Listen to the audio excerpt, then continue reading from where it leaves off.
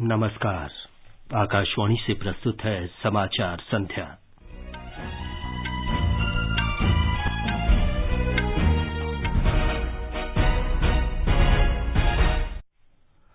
भारत ने ताइवान क्षेत्र में तनाव कम करने और शांति तथा स्थिरता बनाए रखने का आह्वान किया। कुख्यात आतंकी अब्दुल रऊफ असगर को वैश्विक आतंकवादी घोषित करने के लिए संयुक्त राष्ट्र सुरक्षा परिषद में चीन की अड़चन पर असंतोष व्यक्त किया। भारत और मलेशिया ने पहला द्विपक्षीय वायुसेना अभ्यास किया। सहकारिता मंत्री अमित शाह ने सहकारिता को देश की प्रत्येक पंचायत तक पहुंचाने के लिए सशक्त कार्यनीति अपनाने पर बल दिया। प्रधानमंत्री नरेंद्र मोदी कल दिल्ली में अपने निवास पर बर्मिंघम राष्ट्रमंडल खेलों के पदक विजेताओं से मुलाकात करेंगे। उपभोक्ता मामलों के विभाग ने सभी राज्यों और केंद्र शासित प्रदेशों को आवश्यक वस्तु अधिनियम के अंतर्गत अरहर की दाल के भंडारण की जानकारी पोर्टल पर देने को कहा है। रक्षा मंत्री राजनाथ सिंह ने विद्यार्थियों से साहस और विवेक से राष्ट्र को नई ऊंचाइयों तक ले जाने के लिए एकजुट होकर काम करने को कहा। विज्ञान और प्रौद्योगिकी मंत्री डॉक्टर जितेंद्र सिंह ने कहा, स्टार्टअप और यूनिकॉर्न की संख्या में भारत विश्व में तीसरे स्थान पर। आज विश्व हाथी दिवस के अवसर पर प्रधानमंत्री नरेंद्र मोदी ने हाथियों की रक्षा के लिए प्रतिबद्धता का आह्वान किया और शहरों और नगरपालिकाओं को भिक्षावृत्ति से मुक्ति के लिए स्माइल कार्यक्रम का शुभारंभ।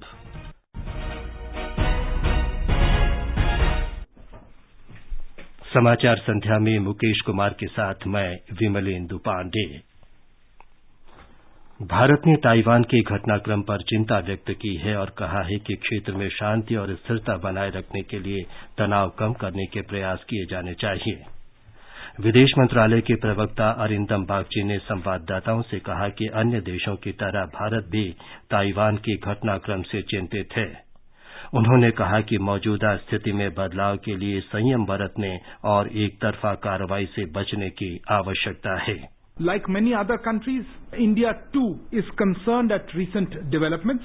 We urge the exercise of restraint, avoidance of unilateral actions to change the status quo, de-escalation of tensions, and efforts to maintain peace and stability in the region. India's relevant policies are well known and consistent.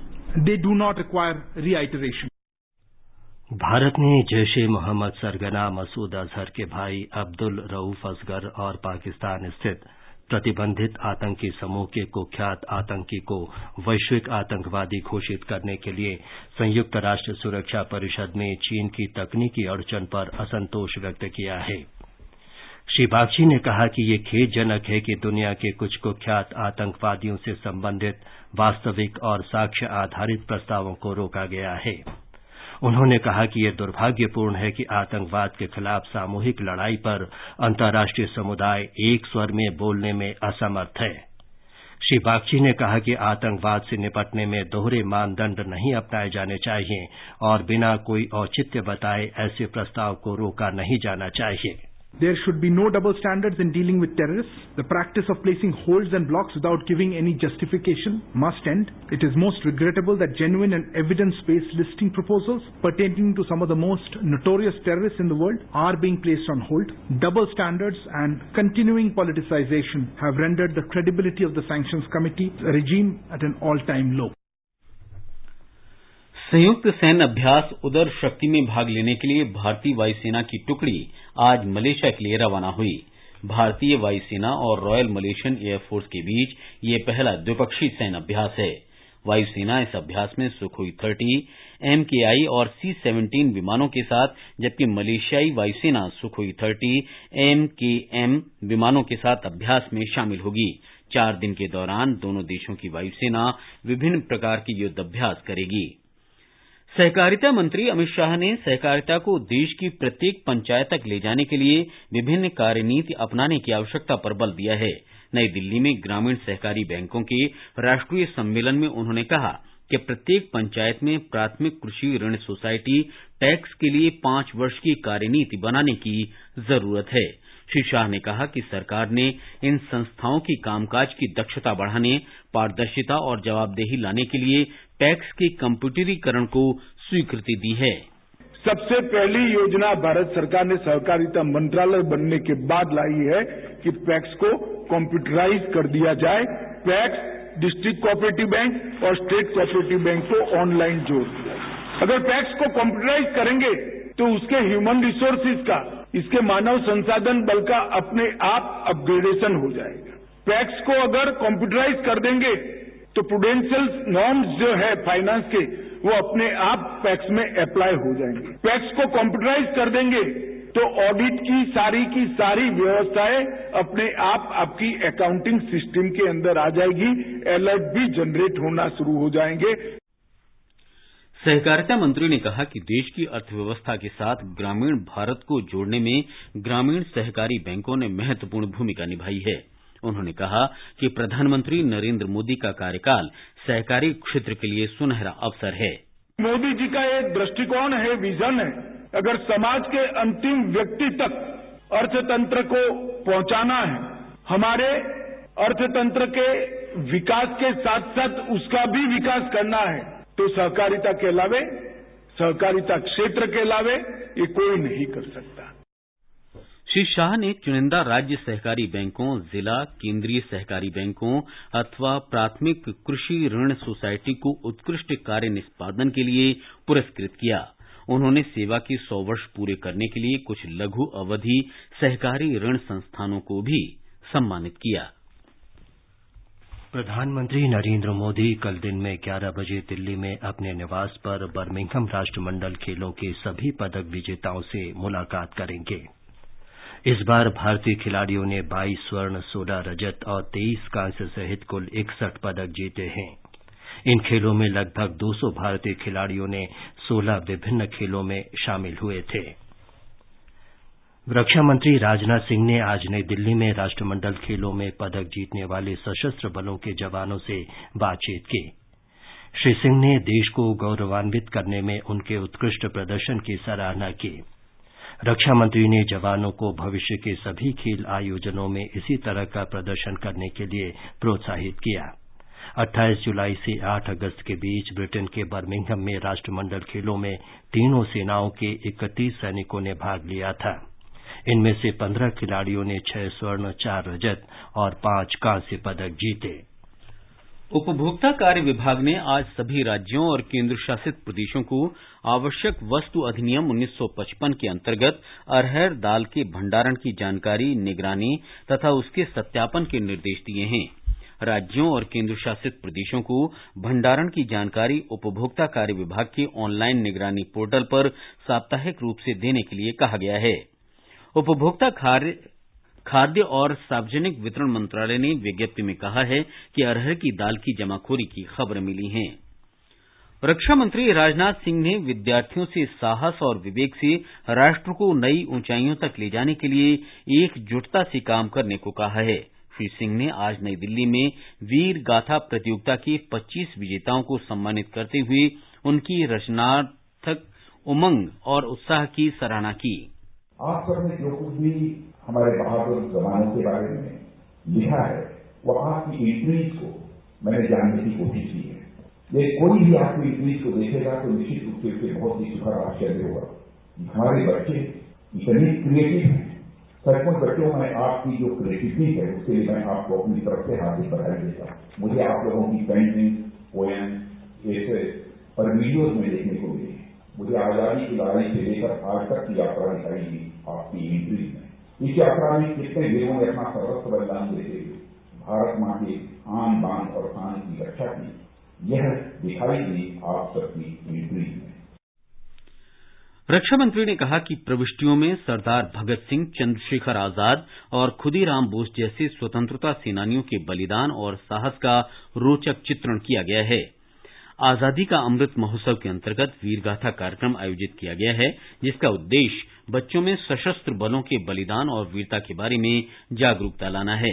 शिक्षा मंत्री धर्मेंद्र प्रधान ने वीरगाथा प्रतियोगिता आयोजित करने के लिए रक्षा मंत्रालय और सशस्त्र सेनाओं की सराहना की। उन्होंने रक्षा मंत्री को आश्वासन दिया कि स्कूल पाठ्यक्रम में सशस्त्र बलों की वीरगाथाओं को शामिल करने की संभावनाएं तलाशी जाएंगी। परमवीर चक्र विजेता सूबेदार योगेंद्र यादव ने करगिल युद्ध के दौरान टाइगर हिल पर कब्जा करने की वास्तविक कहानी सुनाई। उन्होंने बच्चों को सैनिकों की साहस से प्रेरणा लेने को कहा, जिन्होंने अपनी सुरक्षा की परवाह न करते हुए मातृभूमि की निस्वार्थ सेवा की। खेल मंत्री अनुराग सिंह ठाकुर ने आज राष्ट्र के युवाओं से भारत को श्रेष्ठ स्थान बनाने में योगदान करने का आह्वान किया। उन्होंने युवाओं से देश को विश्व गुरु बनाने की दिशा में कार्य करने का आग्रह भी किया। नई दिल्ली में आज आकाशवाणी परिसर के रंग भवन में युवा संवाद इंडिया एट 2047 कार्यक्रम में श्री ठाकुर ने कहा कि देश का भविष्य युवाओं की रचनात्मक सामूहिक क्षमताओं पर निर्भर है। श्री ठाकुर ने युवाओं से स्वतंत्रता आंदोलन के भूले बिसरे नायकों को याद करने और सोशल मीडिया मंचों से जुड़ने का आग्रह किया। उन्होंने हर घर तिरंगा अभियान में बढ़ चढ़कर हिस्सा लेने का भी आह्वान किया। मैं आपसे निवेदन करना चाहता हूं, जैसा आज आपने हाथ में तिरंगा झंडा लेकर लहराया है, अगले 3 दिनों तक अपने गली में, मोहल्ले में, अपने गांव में आप इसी तरह से तिरंगे को लहराएं और पूरी दुनिया को भारत की ताकत और इस तिरंगे की ताकत को बता दें कि तिरंगा चंद गज का कपड़ा नहीं, 130 करोड़ भारतीयों को एकजुट करने का काम करता है। शिक्षा और कौशल विकास मंत्री धर्मेंद्र प्रधान ने कहा कि युवा अपने अधिकारों के प्रति अधिक जागरूक हो गए हैं, लेकिन उन्हें इन अधिकारों का उपयोग जिम्मेदारी से करना चाहिए। ज्यादा पहचानने की ताकत आप है। मैं एक उदाहरण देना चाहता हूं। आप सोशल मीडिया के प्लेटफॉर्म पे सबसे ज्यादा यूजर कोई है तो आप हो। तरह तरह की चीजों को एक्सपेरिमेंट करने की रिस्क आप ले सकते हो। ये आपकी उम्र की स्वभाव है। प्रधानमंत्री नरेंद्र मोदी कटिबद्ध है भारत के नागरिकों को 2022 दिसंबर तक 5G में जोड़ देंगे। इस कार्यक्रम में राष्ट्रीय युवा पुरस्कार विजेताओं सहित लगभग 400 युवा शामिल हुए। ये समाचार हमारी वेबसाइट newsonair.com/hindi और हमारे mobile app news on AIR पर भी उपलब्ध हैं। देश के भविष्य के लिए stand up India, start up India, stand up India. ये है नया भारत और नए भारत की नींव रख रहे हैं हमारे एंटरप्रेन्योर्स। दुनिया के सबसे बड़े इन्वेस्टर्स आज इन्वेस्ट कर रहे हैं भारतीय स्टार्टअप्स में। ईज ऑफ डूइंग बिजनेस के कारण आज भारतीय स्टार्टअप्स और भी ज्यादा तेजी से आगे बढ़ रहे हैं। प्रगति की इस गाथा को आप तक पहुंचाने आ गया है स्टार्टअप चैंपियंस का दूसरा संस्करण। एक ऐसा टीवी शो जहां आपको मिलेंगे चुनिंदा स्टार्टअप्स और स्टार्टअप एक्सपर्ट्स। भारत के युवाओं के हौसलों की कहानियां देखेंगे आप और साथ ही आपको मिलेंगी ऐसी पावरफुल बिजनेस स्ट्रैटेजीज जिससे आपकी स्टार्टअप बनेगी और भी ज्यादा सक्सेसफुल। अब से हर शनिवार देखिए सपरिवार स्टार्टअप चैंपियंस केवल और केवल दूरदर्शन नेटवर्क पर। आ रहा है बहुत ही जल्द आपकी स्क्रीन पर।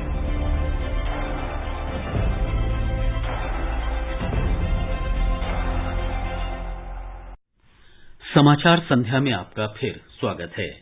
आगे बढ़ने से पहले मुख्य समाचारों पर एक नजर। भारत ने ताइवान क्षेत्र में तनाव कम करने और शांति तथा स्थिरता बनाए रखने का आह्वान किया। कुख्यात आतंकी अब्दुल रऊफ असगर को वैश्विक आतंकवादी घोषित करने के लिए संयुक्त राष्ट्र सुरक्षा परिषद में चीन की अड़चन पर असंतोष व्यक्त किया। भारत और मलेशिया पहला द्विपक्षीय वायुसेना अभ्यास करेंगे। सहकारिता मंत्री अमित शाह ने सहकारिता को देश की प्रत्येक पंचायत तक पहुंचाने के लिए सशक्त कार्यनीति अपनाने पर बल दिया। प्रधानमंत्री नरेंद्र मोदी कल दिल्ली में अपने निवास पर बर्मिंघम राष्ट्रमंडल खेलों के पदक विजेताओं से मुलाकात करेंगे। उपभोक्ता कार्य विभाग ने सभी राज्यों और केंद्र शासित प्रदेशों को आवश्यक वस्तु अधिनियम के अंतर्गत अरहर दाल के भंडारण की जानकारी पोर्टल पर देने को कहा। रक्षा मंत्री राजनाथ सिंह ने विद्यार्थियों से साहस और विवेक से राष्ट्र को नई ऊंचाइयों तक ले जाने के लिए एकजुट होकर काम करने को कहा। विज्ञान और प्रौद्योगिकी मंत्री डॉक्टर जितेंद्र सिंह ने कहा, स्टार्टअप और यूनिकॉर्न की संख्या में भारत विश्व में तीसरे स्थान पर। आज विश्व हाथी दिवस के अवसर पर प्रधानमंत्री नरेंद्र मोदी ने हाथियों की रक्षा के लिए प्रतिबद्धता का आह्वान किया। शहरों और नगर पालिकाओं को भिक्षावृत्ति से मुक्ति के लिए स्माइल कार्यक्रम का शुभारंभ।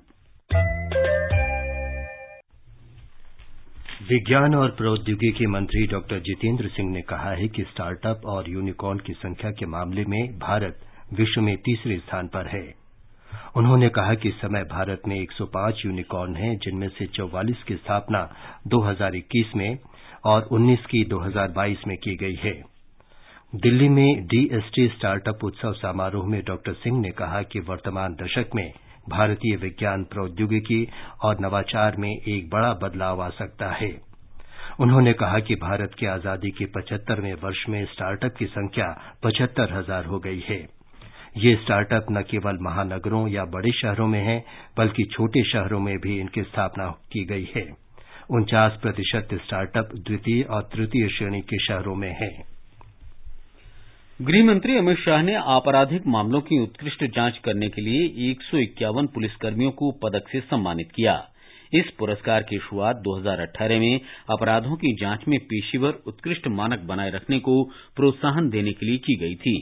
पुरस्कार प्राप्त करने वालों में 15 केंद्रीय अन्वेषण ब्यूरो, 11 महाराष्ट्र पुलिस, 10 मध्य प्रदेश और उत्तर प्रदेश के पुलिसकर्मी, केरल, राजस्थान और पश्चिम बंगाल पुलिस के 8 और अन्य केंद्र शासित प्रदेशों के पुलिसकर्मी शामिल हैं। 28 महिला पुलिस अधिकारियों को भी सम्मानित किया गया है। सामाजिक न्याय और अधिकारिता मंत्री डॉक्टर वीरेंद्र कुमार ने आज नई दिल्ली में स्माइल आजीविका और उद्यम के लिए वंचित व्यक्तियों के लिए सहायता पहल का शुभारंभ किया। इसका उद्देश्य शहरों, कस्बों और नगर पालिका क्षेत्रों को भिक्षावृत्ति से मुक्त कराना है।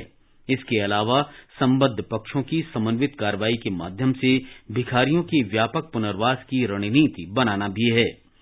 मंत्रालय ने वर्ष 2025-26 तक परियोजना के लिए कुल 100 करोड़ रुपए का बजट आवंटित किया है। देश भर में डाकघरों के माध्यम से 10 दिन की अवधि में 1 करोड़ से अधिक राष्ट्रीय ध्वज खरीदे गए। हर घर तिरंगा अभियान के तहत डाक विभाग ने 1.5 लाख डाकघरों के माध्यम से इसे उपलब्ध कराया है। इसे मात्र 25 रुपए में लिया जा सकता है। ऑनलाइन ई पोस्ट ऑफिस के माध्यम से डाक विभाग देश में कहीं भी इसे बिना किसी अतिरिक्त शुल्क के पहुंचा रहा है। डाकघरों के माध्यम से तिरंगे की बिक्री 15 अगस्त तक खुली है। लोग तिरंगे के साथ सेल्फी वेबसाइट हरघरतिरंगा.com पर अपलोड कर सकते हैं। अब हर घर की छत पर शान से फहरेगा तिरंगा। गुनगुनाए जाएंगे नव विकास के गीत। आन बान शान का प्रतीक राष्ट्रध्वज तिरंगा। आइए आजादी के अमृत महोत्सव के पावन अवसर पर इस स्वाधीनता दिवस हर घर फहराते हैं तिरंगा और लेते हैं भव्य और सशक्त भारत के निर्माण का संकल्प। आइए हर घर फहराएं तिरंगा।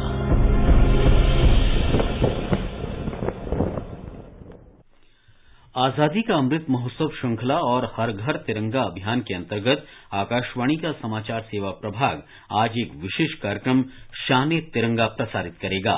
ये कार्यक्रम आज रात 9:30 बजे से FM गोल्ड चैनल और अतिरिक्त मीटरों पर सुना जा सकता है। ये कार्यक्रम हमारे YouTube channel news on AIR official पर भी उपलब्ध रहेगा। मिजोरम में आकाशवाणी के आइजोल केंद्र ने आज भारत की स्वतंत्रता की 75वीं वर्षगांठ के उपलक्ष्य में आजादी का अमृत महोत्सव मनाया। इस अवसर पर विभिन्न मिजो गायक मंडलियों ने संगीत प्रस्तुत किया। आजादी के अमृत महोत्सव के अंतर्गत आइए अब सुनते हैं आकाशवाणी की विशेष प्रस्तुति आजादी का सफर। आजादी का अमृत महोत्सव।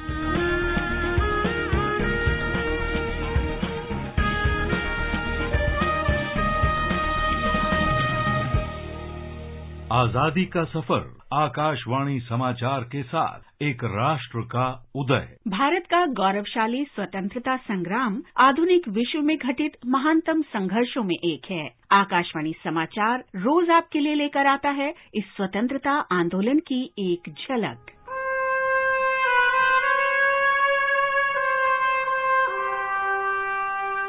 आजादी का सफर की आज की कड़ी में हम याद कर रहे हैं महान स्वतंत्रता सेनानी बंधु सिंह श्रीनेक को, जो 12 अगस्त 1857 को शहीद हुए थे। उन्होंने अंग्रेजों के खिलाफ आजादी की पहली लड़ाई में उत्तर प्रदेश के गोरखपुर क्षेत्र से भाग लिया। बंधु सिंह का जन्म 1 मई 1833 को पूर्व डुमरी रियासत में हुआ था, जो अब उत्तर प्रदेश में है। उन्होंने गुरिल्ला युद्ध तकनीक से अंग्रेजों के खिलाफ संघर्ष किया। कहा जाता है कि वे शत्रुओं का सिर काटकर तारकुला देवी मंदिर में चढ़ाया करते थे। ब्रिटिश सरकार ने उन्हें गिरफ्तार कर 12 अगस्त 1857 को गोरखपुर के अलीनगर चौराहे पर सार्वजनिक रूप से फांसी दी थी।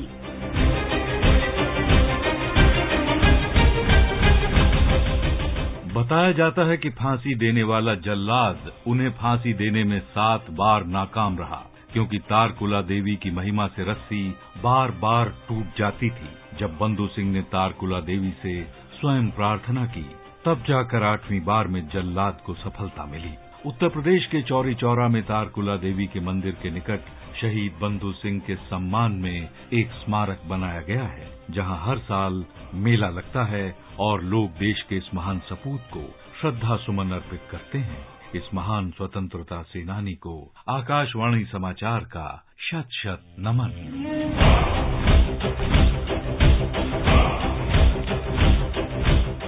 आज हम स्वतंत्रता सेनानी अजमीर को भी याद कर रहे हैं, जिन्होंने 1857 में आजादी की पहली लड़ाई में भाग लिया था। अजमीर ने आंदोलनकारियों का एक समूह बनाया और बॉम्बे प्रेसिडेंसी के विभिन्न स्थानों में ब्रिटिश सेना से मोर्चा लिया। एक हमले के दौरान उन्हें गिरफ्तार कर लिया गया और ब्रिटिश शासन के खिलाफ विद्रोह भड़काने के आरोप में उन पर मुकदमा चलाया गया। उन्हें 10 साल के सश्रम कारावास की सजा देकर अंडमान द्वीप भेज दिया गया। वहां कारागार में ही 12 अगस्त 1859 को उनकी मृत्यु हो गई।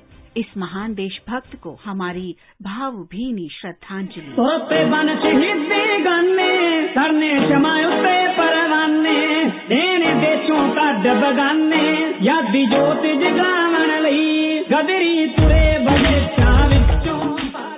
आज हम महान राष्ट्रवादी बलवंत सिंह उर्फ बंता सिंह को भी श्रद्धांजलि अर्पित कर रहे हैं, जिन्हें वर्ष 1915 में 12 अगस्त को फांसी दी गई। पंजाब में सांगवाल जालंधर के बलवंत सिंह ने ब्रिटिश शासन के खिलाफ गदर पार्टी की गतिविधियों में भाग लिया था।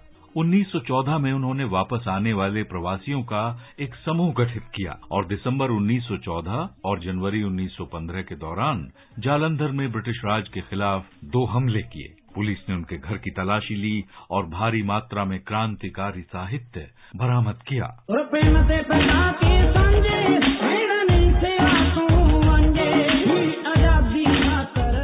बलवंत सिंह ने पंजाब के अमृतसर और नंगल कला में ब्रिटिश सेना के खिलाफ हमले का नेतृत्व किया।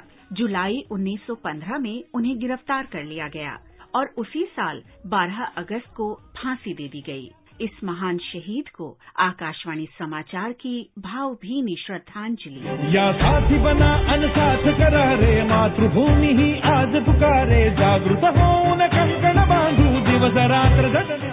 आज हम आंदोलनकारी बल भीम खटावकर का भी स्मरण कर रहे हैं, जिनका जन्म हुआ था वर्ष 1900 में 12 अगस्त को महाराष्ट्र के सतारा जिले के पुसेसा वाली गांव में। भारत छोड़ो आंदोलन के दौरान महात्मा गांधी के करो या मरो के नारे ने बल भीम खटावकर को प्रेरित किया और वो सतारा के खाटव तालुके में स्वतंत्रता संग्राम में शामिल हो गए।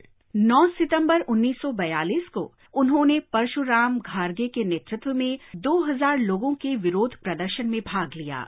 देशभक्ति गीत गाते और राष्ट्रभक्ति के नारे लगाते लोग वदुज कचहरी भवन पर कांग्रेस का तिरंगा ध्वज फहराने के लिए बढ़े। पुलिस ने इस रैली को रोक दिया। वहां से हटने से इनकार करने पर उन पर गोलियां चलाई गईं और उस गोलीबारी में 9 लोगों की मौत हो गई। बल भीम खटावकर भी उनमें एक थे। इस महान शहीद को हमारा शत शत नमन।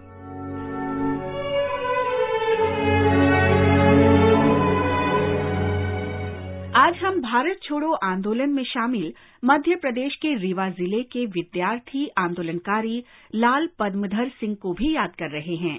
इलाहाबाद विश्वविद्यालय के एक विद्यार्थी नेता के रूप में लाल पद्मधर ने 12 अगस्त 1942 को भारत छोड़ो आंदोलन के दौरान एक विरोध प्रदर्शन का नेतृत्व किया। ब्रिटिश पुलिस ने प्रदर्शनकारी विद्यार्थियों पर गोलियां चलाई। अंधाधुंध गोलीबारी में लाल पद्मधर सिंह रैली स्थल पर ही मारे गए। उस समय उनकी उम्र मात्र 21 वर्ष थी। देश के इस महान सपूत को आकाशवाणी समाचार का कोटि कोटि नमन।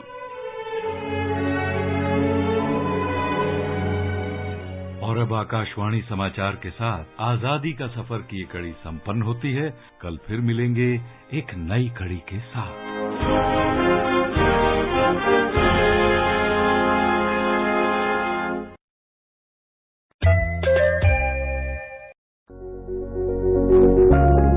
क्या आप वरिष्ठ नागरिक हैं? क्या आपके मन में सेहत, आर्थिक, सामाजिक या भावनात्मक मुद्दों से जुड़ा कोई सवाल है?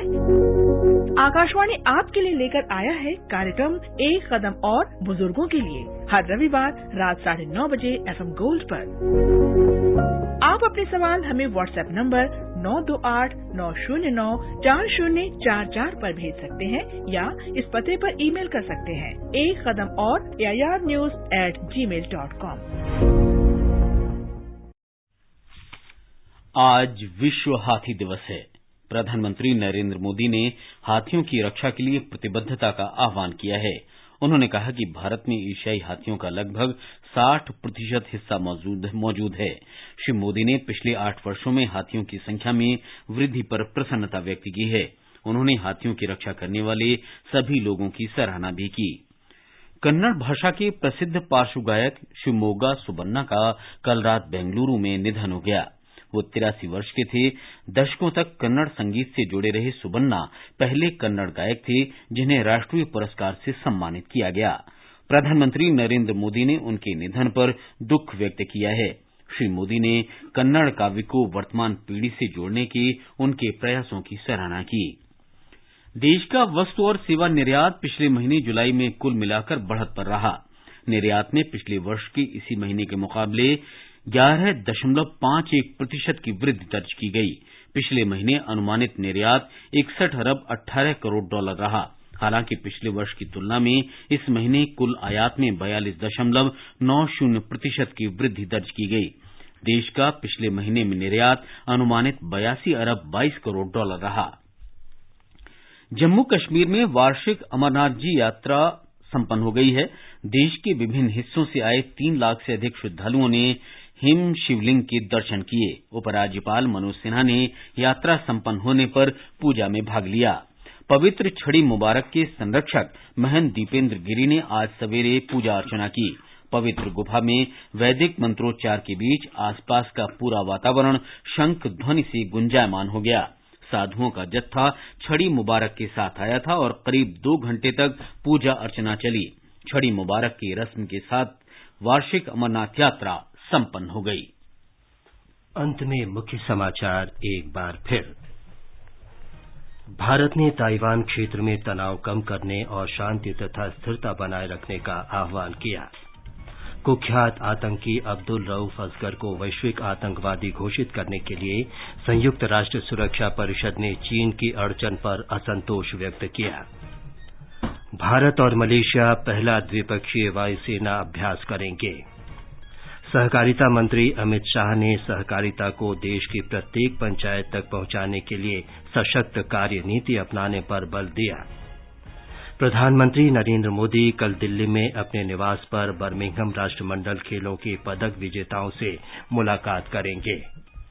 उपभोक्ता मामलों के विभाग ने सभी राज्यों और केंद्र शासित प्रदेशों को आवश्यक वस्तु अधिनियम के अंतर्गत अरहर दाल के भंडारण की जानकारी पोर्टल पर देने को कहा है। रक्षा मंत्री राजनाथ सिंह ने विद्यार्थियों से साहस और विवेक से राष्ट्र को नई ऊंचाई तक ले जाने के लिए एकजुट होकर काम करने को कहा। विज्ञान और प्रौद्योगिकी मंत्री डॉक्टर जितेंद्र सिंह ने कहा, स्टार्टअप और यूनिकॉर्न की संख्या में भारत विश्व में तीसरे स्थान पर। आज विश्व हाथी दिवस के अवसर पर प्रधानमंत्री नरेंद्र मोदी ने हाथियों की रक्षा के लिए प्रतिबद्धता का आह्वान किया और शहरों और नगर पालिकाओं को भिक्षावृत्ति से मुक्ति के लिए स्माइल कार्यक्रम का शुभारंभ। इसके साथ ही समाचार संध्या का ये अंक समाप्त हुआ। नमस्कार।